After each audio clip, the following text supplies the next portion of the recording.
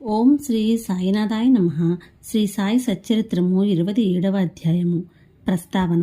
గ్రంథములను పవిత్రము చేసి కానుకగా నిచ్చుట, శ్యామ విష్ణు సహస్రనామ పుస్తకము, గీతారహస్యము, కాపర్తే దంపతులు. ప్రస్తావన. బాబా మత గ్రంథములను తమ స్వహస్తములతో స్పృశించి పవిత్రము చేసి వానిని తమ భక్తులకు పారాయణము కొరకు ప్రసాదించుట మొదలగునవి ఈ అధ్యాయంలో చెప్పుకొందుము. మానవుడు సముద్రములో మునుగకనే అన్ని తీర్థములలోనూ పుణ్య నదులలోనూ స్నానము చేసి పుణ్యము లభించును.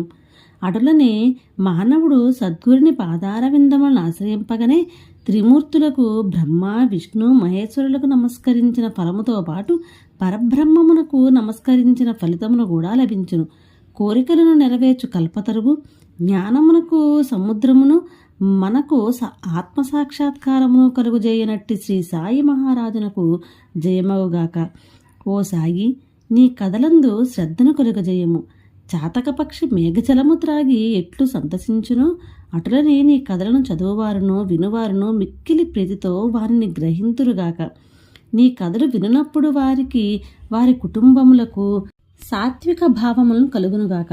వారి శరీరములు చెమరించుగాక. వారి నేత్రములు కన్నీటిచే నిండుగాక. వారి ప్రాణములు స్థిరపడుగాక. వారి మనస్సును ఏకాగ్రముగాక. వారికి గగుర్పాటు కలుగుగాక. వారు వెక్కుచు ఏడ్చి వణకెదురుగాక. వారిలో గల వైషమ్యములు తమ భేదములు నిష్క్రమించుగాక. ఇట్లు జరిగినచో గురువుగారి కటాక్షము వారిపైన ప్రసరించినదనుకొనవలెను. ఈ భావములు నీలో కలిగినప్పుడు గురువు మిక్కిలి సంతసించి ఆత్మసాక్షాత్కారమునకు దారి చూపును. మాయాబంధముల నుండి స్వేచ్ఛ పొందుటకు బాబాను హృదయపూర్వకముగా శరణాగతి వేడవలెను. వేదములు నిన్ను మాయ అనే మహాసముద్రమును దాటించలేవు. సద్గురువే ఆ పని చేయగలరు. సర్వజీవకోటి యందును భగవంతుని చూచినట్లు చేయగలరు. గ్రంథములను పవిత్రము చేసి కానుగా నిచ్చుట. ముందటి అధ్యాయంలో బాబా బోధలనొచ్చు తీరును జూచితిమి. అందులో ఇంకొక దానిని ఈ అధ్యాయంలో జూచెదము. కొందరు భక్తులు మత గ్రంథములను పారాయణ చేయుటకు బాబా చేతికిచ్చి బాబా పవిత్రము చేసిన పిమ్మట వారిని పుచ్చుకుండేవారు. అట్టి గ్రంథములు పారాయణ చేయనప్పుడు బాబా తమతో నున్నట్లు భావించేవారు.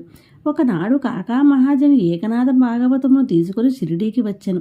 శ్యామ ఆ పుస్తకమును చదువుటకై తీసుకొని మసీదుకు పోయాను. అచ్చట బాబా దానిని తీసుకొని చేతితో తాకి కొన్ని పుటలను త్రిప్పి శ్యామకిచ్చి దానిని తన వద్ద నుంచుకొమ్మనెను. అది కాకా పుస్తకమనియు నందుచే దానిని అతనికిచ్చివేయవలెనని శ్యామ చెప్పెను. కానీ బాబా దానిని నేను నీకిచ్చి తిని దానిని